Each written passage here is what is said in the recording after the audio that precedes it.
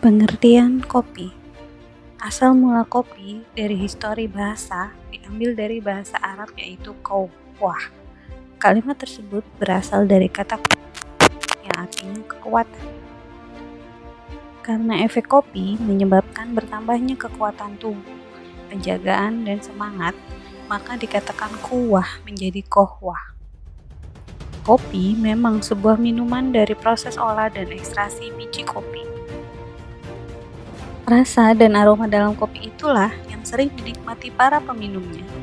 Namun, sebenarnya, lebih dari sekedar itu, kopi ditemukan banyak sekali manfaatnya bagi tubuh, seperti kanker, batu empedu, diabetes, dan penyakit yang berhubungan dengan darah lainnya.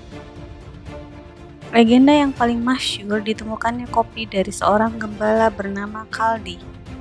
Walaupun masih terbilang mitos, namun cerita ini menjadi awalan pemersatu latar belakang sejarah ditemukannya tanaman ajaib ini yang diklaim banyak negara.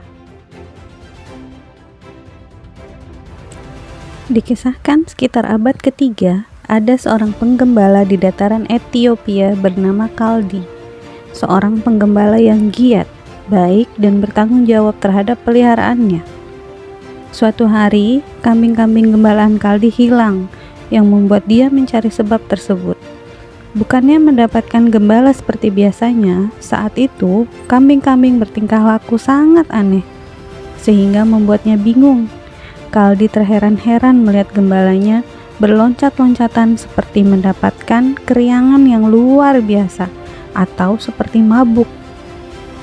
Dia mencari tahu lantaran gembalanya agaknya berloncat-loncatan.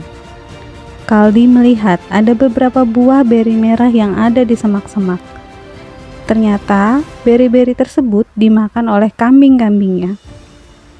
Mengikuti rasa penasarannya, Kaldi akhirnya memakan juga biji-biji tersebut. Dalam beberapa saat setelahnya, si penggembala Kaldi juga berlari-lari dengan riangnya sama seperti yang dilakukan gembala-gembalanya. Disinilah asal mula kopi berawal.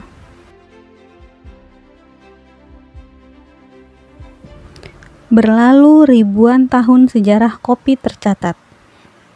1000 sebelum Masehi, pedagang Arab membawa biji kopi masuk ke dataran Timur Tengah untuk membudidayakannya pada pertama kali dalam sejarah. 1453, di daerah Konstantinopel Ottoman Turki mengenalkan minuman kopi dan pada tahun 1475 membuka kedai kopi pertama di dunia bernama Kifahan. 1511, ada aksi Kate Bake yang ingin melarang peredaran kopi. Namun, Sultan Mekah menindaklanjutinya dengan menganggap kopi sebagai minuman yang suci. 1600, sempat timbul perdebatan sebelumnya karena minuman kopi berasal dari Imperium Ottoman yang tidak seagama dengan Kristiani. Namun, Paus Clement VIII menepisnya dengan mengizinkan umat Kristiani mengkonsumsi kopi. Di tahun ini, akhirnya kopi masuk ke dataran Italia. 1607, ketika Kapten John Smith bertugas untuk menemukan koloni Virginia di Jamestown, beliau memperkenalkan minuman kopi ke penduduk Amerika Utara. 1645, Italia membuka kedai kopi untuk pertama kalinya. 1652, Inggris mengikuti untuk membuka kedai kopi pertama sampai menjamur ke berbagai pelosok di setiap daerah. 1668, kopi menjadi minuman favorit pengganti bir di New York. 1672, Paris mengikuti untuk membuka kedai kopi pertama kalinya. 1675, ketika terjadi perang di Vienna, seorang bernama Franz Georg Kolschisky mengklaim penemuan biji kopinya sebagai hadiah peperangan. Akhirnya, dia membuka kedai kopi di kawasan Eropa Tengah dan menjual minuman kopi tanpa ampas, diberi pemanis dan susu segar. 1690, Belanda tertarik terhadap komoditi kopi dan membudidayakan biji kopi secara komersial di Ceylon dan Java. Budidaya tersebut berhasil dan Belanda mendistribusikannya ke mancanegara. 1714, Belanda menyuguhkan biji kopi kepada Raja Prancis 14, namun berhasil dicuri oleh Gabriel Mathieu Doclieu, kemudian menanamnya di Martinique. Asal mula kopi negara Martinique saat ini menjadi sumber dari 90% jenis tanaman kopi yang ada di dunia.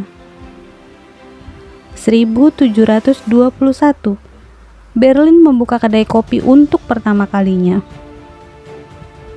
1727, Letnan Kolonel Francisco de Melo Palheta mempelopori industri kopi di Brazil.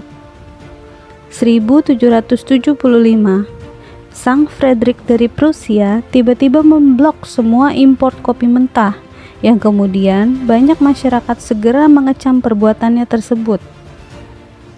1900, Hill Bros, sebuah perusahaan yang mulai mengkomersialkan minuman kopi kalengan. 1901, kopi instan berhasil diproduksi oleh Satoru Kato.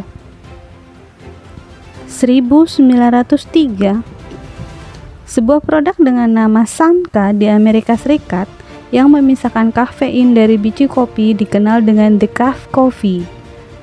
Kopi decaf tersebut ditemukan oleh seorang bernama Ludwig Roselius, berasal dari keturunan Jerman. 1920, semakin tingginya permintaan kopi di Amerika Serikat dan penjualan pun semakin meningkat tajam. 1938, Nescafe, produk dari perusahaan Nestle, mulai dikomersilkan di Swiss. 1946, kopi mochaccino berhasil dibuat untuk pertama kalinya oleh Azriel Gaggia.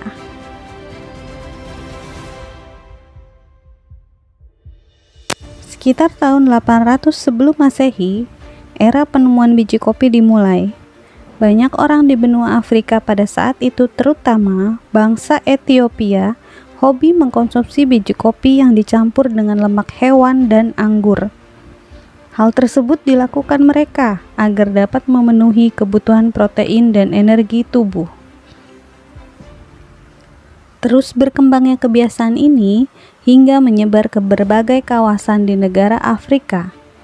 Akan tetapi, saat itu penyajiannya masih menggunakan cara konvensional. Sampai beberapa ratus tahun kemudian berada di Arab dengan metode penyajian yang lebih maju. Biji-biji kopi tersebut dibawa melewati Laut Merah untuk ke kawasan Arab. Bangsa Arab yang memiliki peradaban lebih maju daripada Afrika ketika itu tidak hanya memasak biji kopi, namun direbus untuk diambil sarinya. Akhirnya pada abad ke-13 banyak kaum muslim mengkonsumsi minuman kopi agar dapat beribadah di malam hari. Kepopuleran kopi diiringi dengan meningkatnya penyebaran agama Islam ketika itu hingga mencapai daerah Afrika Utara, Mediterania, dan India. Bangsa Arab tidak memberikan adanya budidaya tanaman kopi di luar kawasan Arab. Mereka selalu mengekspor biji kopi yang infertil atau tidak subur. Biji-biji kopi tersebut dimasak dan dikeringkan terlebih dahulu, sehingga tidak mungkin bisa dijadikan pembudidayaan. Barulah ketika tahun 1600-an, seorang penziarah India bernama Baba Budan diam-diam membawa biji kopi fertil keluar dari Mekah dan menanamnya di berbagai daerah di luar kawasan Arab. Dari berbagai rututan sejarah, baik legenda ataupun klaim berbagai pihak, mau tidak mau, tercatat komersial kopi pertama kali pada abad ke-15 di Arab. Waktu yang punya rentan sangat panjang, perdagangan komoditi berkelas tersebut dijaga begitu ketat. Para petani Arab pun berusaha dengan beragam cara agar dapat menghentikan upaya negara lain memperoleh biji kopi mereka. Seiring berjalannya waktu, minuman kopi yang dikenal sebagai anggur Arab menyebar ke daerah Aden, Mesir, Suriah, serta Turki. Keluar dari dunia Muslim, kopi tersebar ke Eropa. Pada abad 17 lah, minuman ini menjadi populer. Belanda merupakan orang yang pertama kali mengimpor kopi dalam skala besar ke Eropa. Pada tahun 1690, Belanda sempat menyelundupkan biji mentahnya karena tanaman kopi tidak diizinkan keluar kawasan Arab. Belanda kemudian melanjutkan penanaman kopi di daerah Jawa. Meskipun pada abad ke-10, masyarakat Italia sudah mengenal kopi, namun baru dibuka kedai kopi pertama Bottega del Caffè pada tahun 1645. Saat itu, kedai kopi di negara Pisa tersebut menjadi pusat pertemuan para cendekiawan. London merupakan kota terdapat coffee house pertama di George Yard, Lombard Street, dan di Paris. Kedai kopi baru dibuka pada tahun 1671 di Saint-Germain-Fair. Pada abad 18, kawasan Amerika Tengah dan Amerika Selatan diperkenalkan tentang kopi oleh para pedagang serta kolonis. Daratan Amerika Tengah dan Selatan ternyata mempunyai lingkungan alam yang alami, sehingga menjadi tempat yang tepat menanam kopi. Perkebunan kopi di kawasan tersebut dapat tumbuh menyebar dengan cepat. Di Amerika sendiri, kopi menjadi menu utama setiap makan pagi, bahkan kopi dijadikan minuman nasional Amerika Serikat. Padahal, pada awalnya tidak sesukses seperti di Eropa, karena dianggap kopi kurang bisa menggantikan alkohol. Kopi ketika mencapai dalam koloni Amerika baru meningkat ketika Perang Revolusi. Permintaan terhadap kopi saat itu menjadi kian tinggi, sampai-sampai para distributor harus membuka cadangan baru dan menaikkan harga. Pedagang Inggris rela untuk menurunkan persediaan teh dan menggantikan kopi yang harganya kian dramatis. Cerita pahit tentang kopi yang paling digemari penduduk bumi adalah ketika masa-masa kopi menjadi produk yang dilarang kehadirannya. Sekitar tahun 1511, disimpulkan bahwa adanya efek rangsangan yang ditimbulkan sehingga diharamkan oleh para imam di Mekah, Arab Saudi. Larangan para imam konservatif dan ortodok di majelis keagamaan tersebut akhirnya dihilangkan pada tahun 1524 atas perintah Sultan Selim pertama. Begitupun di Kairo, Mesir melarang terhadap kopi disahkan pada tahun 1532 sehingga banyak kedai dan gudang kopi ditutup. Satu abad kemudian, tepatnya tahun 1656, wazir dari kerajaan Utsmaniyah juga mengeluarkan larangan untuk membuka usaha dan kedai kopi. Hukuman cambuk pun sampai diterapkan kepada orang-orang yang mengkonsumsi kopi. Namun, lambat laun berganti tahun, pelarangan minum kopi di Timur Tengah menjadi lemah. Sampai ketika datang istilah, jika sampai seorang suami melarang istrinya minum kopi, istri tersebut bisa memakainya untuk alasan cerai. Tidak hanya kawasan Timur Tengah, di Italia pun para pendeta melarang umatnya minum kopi, karena para sultan dari umat muslim memberikan minuman kopi untuk menggantikan anggur. Para pendeta menganggap kopi menjadi komoditas politik kaum muslim dalam upaya menggeser kepopuleran anggur yang sejak lawas identik dengan kaum Katolik. Selain melarang, para pendeta Katolik menetapkan hukuman kepada orang-orang peminum kopi. Di Rusia juga berlaku pelarangan terhadap kopi, namun bersifat diskriminatif. Seorang Raja Frederick Agung tahun 1777 hanya membolehkan kopi untuk kalangan atas. Orang kalangan atas dan kelas bangsawan menganggap kopi sebagai minuman bergengsi. Dengan demikian, pelarangan kopi terhadap orang-orang bawah dan lemah ditunjukkan demi menjaga kearistokratan kopi.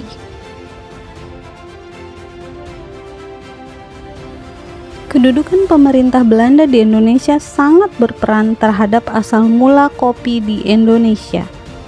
Kopi diperkenalkan di Indonesia melalui Sri Lanka. Pertama kali pemerintah Belanda menanam kopi di daerah sekitar Batavia atau Jakarta, Sukabumi, dan Bogor. Tanaman kopi juga dibudidayakan di daerah Jawa Timur, Jawa Tengah, Jawa Barat, Sumatera, dan Sulawesi. Namun, pada permulaan abad ke-20, perkebunan kopi di Indonesia, olahan Belanda musnah, terserang hama pada seluruh tanaman kopi. Kopi yang tidak terserang hama adalah kopi Arabica yang ditanam di Timor dan Flores. Kedua pulau yang menjadi perkebunan kopi tersebut dinaungi oleh pemerintah bangsa Portugis. Menurut sejarah, pemerintah Belanda menanggulangi hama tersebut dengan menanam kopi varietas Liberica. Varietas ini kurang begitu diminati dan populer hingga akhirnya juga sama-sama terserang hama. Di daerah Jawa, kopi Liberica masih dapat ditemui walaupun tidak dijadikan sebagai bahan produksi komersial. Ukuran biji kopi Liberica lebih besar dari kopi Arabica dan Robusta. Sebelum Perang Dunia Kedua, kopi, gula, merica, teh, dan tembakau diangkut melalui jalur rel kereta api ke Semarang. Bahan-bahan tersebut untuk kemudian diangkut dengan kapal laut.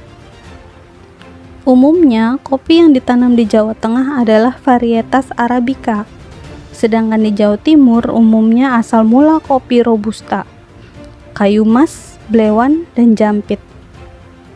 Kopi Robusta bisa tumbuh di daerah rendah, sedangkan Arabica tumbuh di daerah tinggi. Kejadian sejarah yang berperan penting bagi kopi di Indonesia adalah bencana alam, Perang Dunia Kedua, dan perjuangan kemerdekaan. Kini, kopi menjadi minuman kedua yang dikonsumsi di seluruh dunia. Penduduk yang mengkonsumsi paling tinggi per kapitanya adalah Finlandia.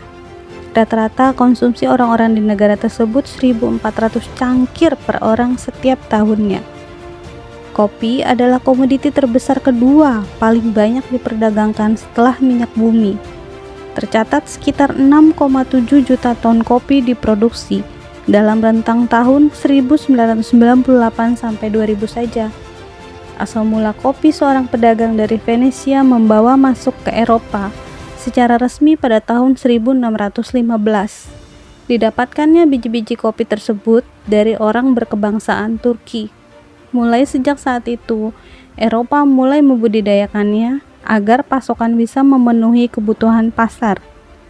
Negara Belanda menjadi salah satu negara Eropa pertama yang berhasil membudidayakannya pada tahun 1616. Biji kopi untuk kemudian dibawa ke Pulau Jawa dan dibudidayakan secara besar-besaran di negara Indonesia yang masih menjadi negara jajahan.